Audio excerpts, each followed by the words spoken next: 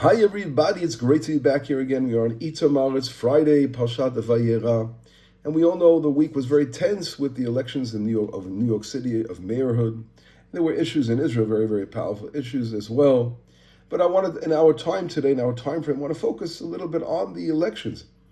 And we all know there's close to 1 million Jews that live in New York City, in the 5 boroughs of New York City. So the question is, what happened? There were too many Jews that voted for somebody who's not exactly, in simple language, a lover of Zion, a lover of Israel, and a lover of Jews. We all know Mamdani's viewpoints on many things. He hasn't even denounced the terrible Hamas leadership, or what they want to call terrorist organization, whatever they are, but he hasn't denounced them. He hasn't condemned them for the things they've done. And of course, he threatens to arrest Benjamin Netanyahu when he comes to visit the United States if he enters New York City. So we're dealing with someone, and of course there are a lot of other examples one can give. So the question is, why were Jews so stupid as to vote for someone like that? And obviously a simple answer would be is that they're not viewing Israel, they're not viewing his relation to Zionism and to the country of Israel as an important part in their life. But the most important thing in their life is their personal gain and convenience. And that's really probably, say, maybe he's going to do certain things that they think is going to be helpful for them. But I want to say, and I could open up with the words of Maimonides. Maimonides talks about judgment, when he talks about different, the laws of repentance before as we all know, we just had our New Year not far away and our holidays. And God judges the world and he judges every individual. And he says that cities are judged as well.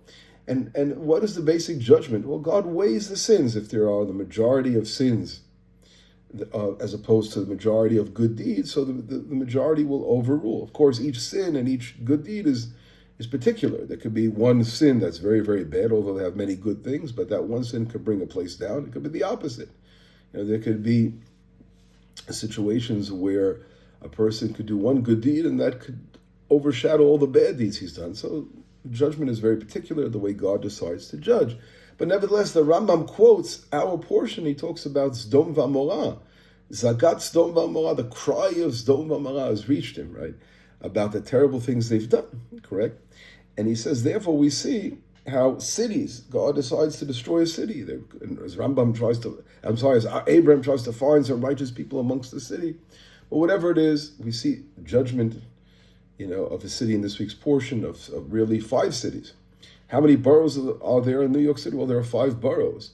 Maybe there's a connection to the 5 cities that were destined for destruction in our portion. At the end of the day, God turns over Sdom V'Amorah, Adma B'Tzvuyim. He turns over 4 out of the 5. Tzoar is the one city that was saved the last minute because of Lot, whatever it was. But we see very, very interesting parallels of the number of cities involved, or number of boroughs, which are like cities, etc.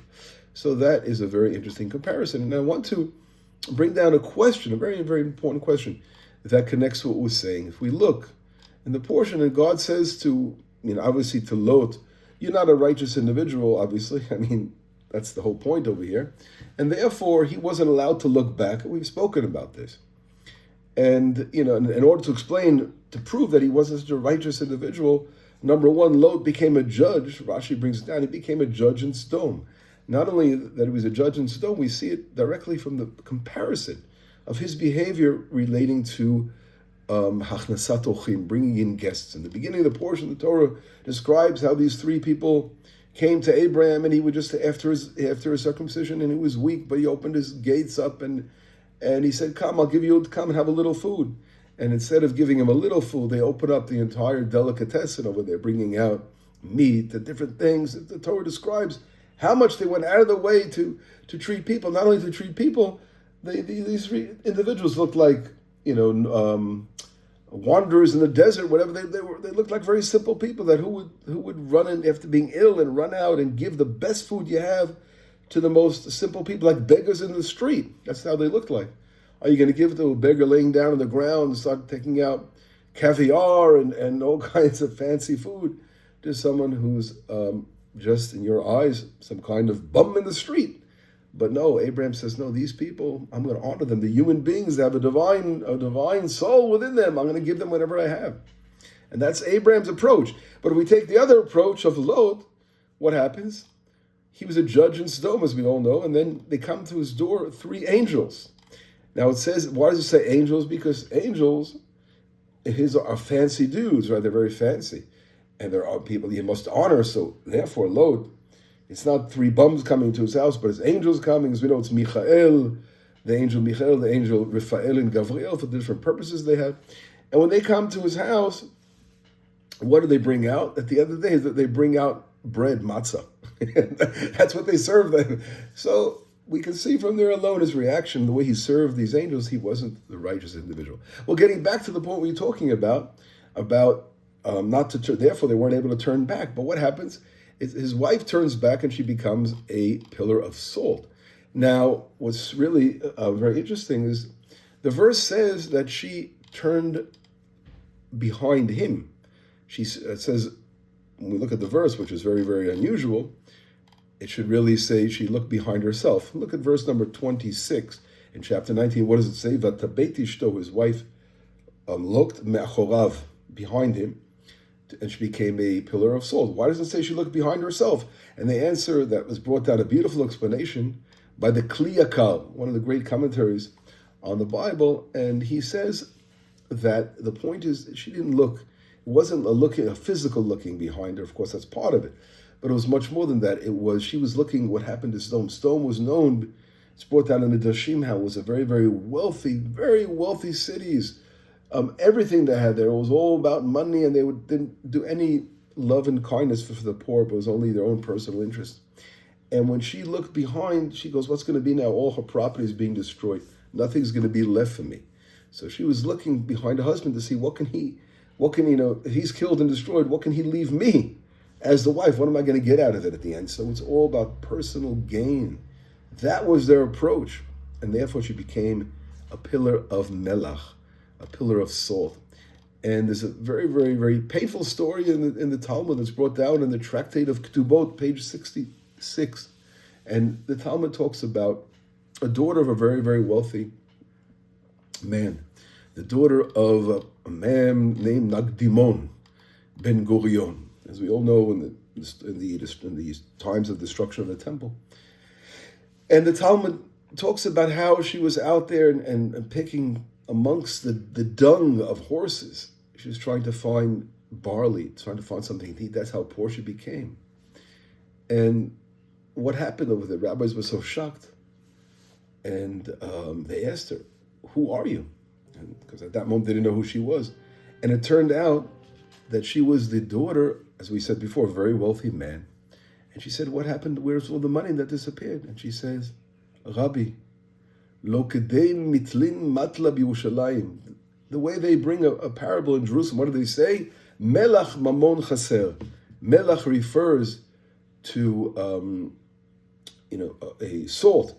So a person, just like when a person wants to preserve something, he has to put salt on it to make it last long. The same thing, money. How does a person preserve his money? By giving money. Chaser means to give.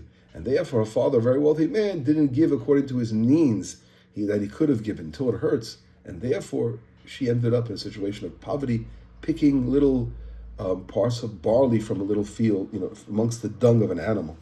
And that all comes from this approach. The approach we're talking about now, about Lot and about his wife. And when people are looking for the personal benefit of things, at the end of the day, it's going to be reversed. And those people will seek that personal benefit instead of wanting to do good and love and kindness like Abraham, will bring about the destructions. The 4 cities of Sodom, the 5 cities, I said 4 out of 5 were destroyed.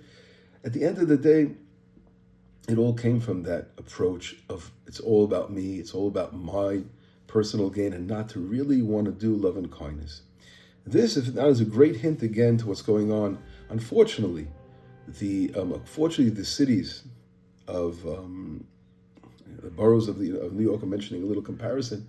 Fortunately, people hear concerns of the Jewry, I'm saying. This is a little bit musal for the Jewry. Unfortunately, the Jews that live in the United States, the million Jews that live there, and they're, again, I'm not, God forbid, making a general judgment, but a lot of people that they don't want to move to Israel. and they're remaining in exile. It's all coming from, again, they're comfortable. They feel that they need the worry of looking over their shoulders, what's going to be tomorrow.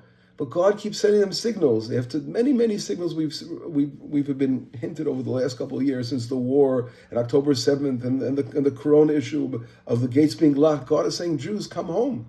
Come back to the land. You can't look over your shoulders and worry about your money. The most important thing to worry about is coming back and doing the right thing in the land of Israel. And when we come to the land to serve our Creator, to do the right thing, God will bless us. And that's really the hints that are coming out. There's a lot more we can learn from this lesson. And God forbid, I don't want to make judgments on individuals because not everyone, of course, is on the same page. But this is another wake-up call. The fact that this man was elected as mayor, this causes a wake-up call that the Jews have to wake up and realize where you are, what is happening. Maybe I should see the handwriting on the wall. Maybe I should do. And if I stop being concerned about my personal money and more about the people of Israel and the future of our people, what we can do to help and to do the right thing in this world, I will be safe and secure. And God is sending these hints out there. And there's many lessons many people could learn from the little things I hinted to over here.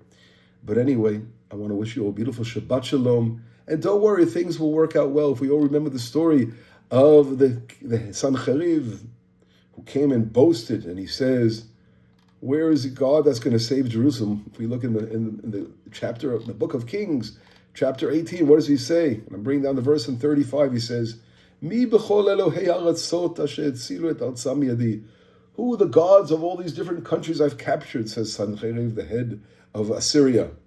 Who has saved them from my hands? Ki yatzil Hashem et Yerushalayim yadi. That God will save Jerusalem from my hands. He looked at him, thinks he's more powerful than Hashem, and then what happened at the end? We know what happens at the end to him, to the king of Assyria, how he went down, etc. And therefore, that message that we learn from here is that God is above everything, and those who have this arrogance and think they're above everybody, their time will come as well.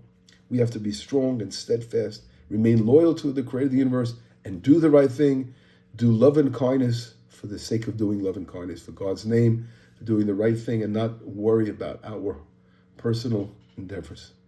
Anyway, Shabbat Shalom, B'sorot Tovot, Yeshuot, V'nechamot.